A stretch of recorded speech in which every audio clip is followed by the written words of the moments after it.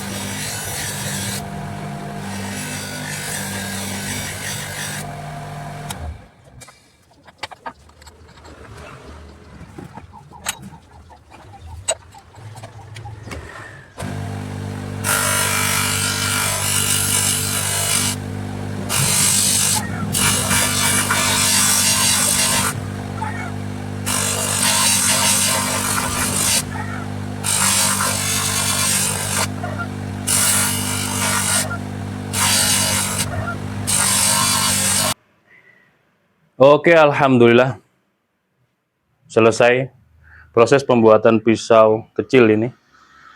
Pisau buat seset, buat sembeli unggas, enak banget. Pesanan Bapak Abdul Syahid yang ada di Palangkaraya. Beliau pengen yang materialnya stainless. Kemarin itu kita buat golok. Bahan utamanya ini, kata penjualnya sih stainless high carbon gitu kan. Bentuknya sudah kayak tempaan, tapi tebalnya ini 6 milian.